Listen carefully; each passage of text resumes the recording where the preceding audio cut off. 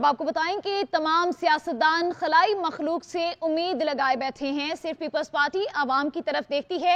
بلاول بھٹو زرداری کا کوٹ ادو میں جلسے سے خطاب، بولے عالمی سطح پر پاکستان کے خلاف سازشیں ہو رہی ہیں، میرا ساتھ دیں، تمام مسائل کا مقابلہ کر سکتے ہیں، 10 نکاتی ایجنڈے سے بے روزگاری، غربت، مہنگائی کا مقابلہ کریں گے۔ دوسری جانب ایک انٹرویو میں بلاول بھٹو کا نون لیگ کے ساتھ مل کر حکومت نہ بنانے کا اعلان، کہا ایک شخص کے ہاتھوں 2 بار بے وقوف بننا شرمناک ہوگا۔ بلاول بھٹو زرداری کا مسلم لیگ نون کے وزارت عظمیٰ کے امیدوار کو مناظرے کا چیلنج، کہا نون لیگ کے وزارت عظمیٰ کے امیدوار ٹی وی پر مجھ سے مناظرہ کر لیں۔ نون لیگ کا بیانیہ ہے کہ سادی گل ہو گئی، نواز شریف جمہوری نہیں آئی جی آئی کی سیاست کر رہے ہیں۔ سیاستدان ہوں اس ملک میں جو آپ کی طرف دیکھ رہا ہوں، عوام کی طرف دیکھ رہے ہیں اور عوام سے ووٹ مانگ رہے ہیں۔ باقی جو تمام سیاستدان ہیں خلائے مخلوق سے امید رکھے بیٹھے ہیں کہ سیاسی جماعتیں ہیں وہ اشرافیہ کا نمائندگی کرتے ہیں کہ شو بازی سے کام نہیں چلے گا۔ یہ تیر وہ ایک ہی نشان ہے جو شیر کا راستہ روک سکتا ہے، جسے شیر کا شکار کیا جا سکتا ہے، وہ ایک ہی نشان ہے جو اس پورا کا پورا سازش کو ناکام کروا سکتا ہے۔ الیکشن ملتوی کرانے کی کوشش کی گئی تو مزاحمت کریں گے، مسلم لیگ نون کے صدر شہباز شریف کا اعلان، کہتے ہیں ایران سے توقع نہیں تھی کہ وہ پاکستان کی فضائی حدود کی خلاف ورزی کرے گا، ہماری فورسز نے درست جواب دیا، وزارت عظمیٰ کسی کے گھر کی جاگیر نہیں، نواز شریف نون لیگ کے وزارت عظمیٰ کے امیدوار ہیں، ووٹ کو عزت دو کا مطلب یہ ہے کہ 5 سال میں لوڈ شیڈنگ ختم کریں گے۔ نجی ٹی وی کو انٹرویو میں کہا 9 مئی کا واقعہ نہیں ہوتا تو بانی پی ٹی آئی جیل میں نہیں ہوتے، 9 مئی کو غداری ہوئی، بانی پی ٹی آئی نے فوج کے خلاف سازش کی۔ الیکشن کا التوا پاکستان کے لیے، جمہوریت کے لیے بہت نقصان دہ ہوگا۔ ووٹ کو عزت دو کا مطلب کیا ہے کہ عوام سے جو وعدہ کیا گیا اس کو حد المقدور کوشش کی گئی اس کو پورا کرنے کے لیے۔ 2017 میں تختہ الٹا گیا اور ثاقب نثار سب سے بڑا مورا تھا اس کا۔ عمران خان نے فوج کے خلاف غداری کی، جنرل عاصم منیر کے خلاف غداری کی۔ 9 مئی کا واقعہ نہ ہوتا تو میں سمجھتا ہوں کہ عمران خان جو اس کا سرغنہ ہے وہ آج جیل میں نہ ہوتا۔ سازش تھی، سازش جس میں خالی سیاستدان نہیں تھے، عمران خان نہیں تھا، اس کے حوالی تھے، فوج کے اندر بھی، جوڈیشری میں بھی اور دوسرے محکموں میں بھی۔ پاکستان کے 25 کروڑ عوام کی تقدیر سب سے پہلے ہے۔ تحریک انصاف نے اپنے امیدواروں کا ویب پورٹل لانچ کر دیا، جس میں ووٹرز پی ٹی آئی کے حمایتی امیدواروں اور انہیں دیے گئے انتخابی نشانات بارے جان سکیں گے۔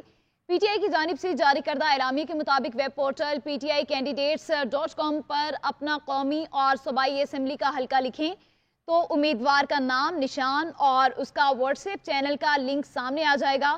واضح رہے کہ سپریم کورٹ کی جانب سے انٹر پارٹی الیکشن کالعدم قرار دینے کے بعد پی ٹی آئی امیدوار آزاد حیثیت میں مختلف نشانات کے ساتھ انتخابات میں حصہ لے رہے ہیں۔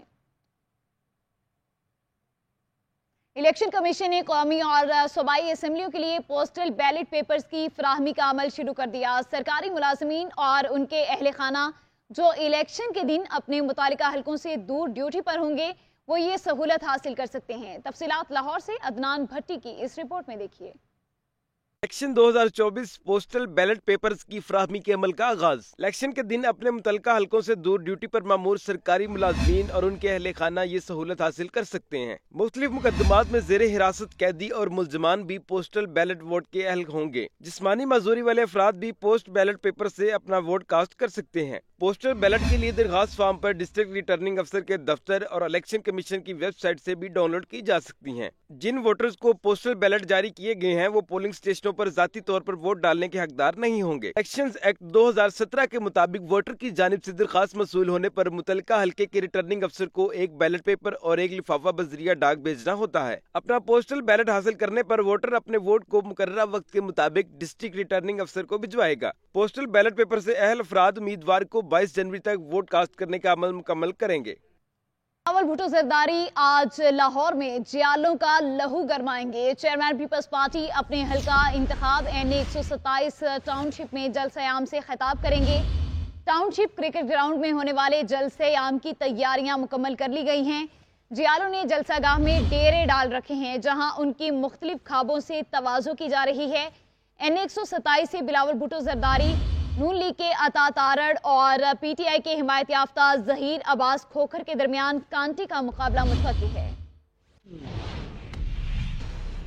پارٹی سے نکالے جانے پر نون لیگ کے سابق رہنما مہتاب عباسی کا رد عمل سامنے آ گیا۔ سابق گورنر اور سابق وزیر اعلیٰ خیبر پختونخوا سردار مہتاب کہتے ہیں سمجھوتوں کی سیاست کا وقت نہیں رہا، اصولوں کی خاطر کبھی انجام کی پرواہ نہیں کی، الیکشن لڑنے کے لیے پارٹی سے ٹکٹ مانگا ہی نہیں تھا، پہلے سے آزاد حیثیت میں الیکشن لڑ رہا ہوں۔ نون لیگ نے نواز شریف کے دوست اور پارٹی رہنما کو پی ٹی آئی امیدوار کی حمایت پر پارٹی کی بنیادی رکنیت ختم کرنے کا نوٹیفکیشن جاری کیا۔ نون لیگ کے سیکرٹری جنرل احسن اقبال نے سردار مہتاب عباسی کی حمایت کی۔ اور اب آپ کو بتائیں، کرکٹر شعیب ملک نے زندگی کی دوسری اننگز شروع کر دی، نیا جیون ساتھی ڈھونڈ لیا۔ معروف اداکارہ ثنا جاوید اور شعیب ملک ہمیشہ کے لیے ایک ہو گئے۔ شادی کی تقریب کراچی میں چند روز قبل ہوئی، دونوں کی یہ دوسری شادی ہے۔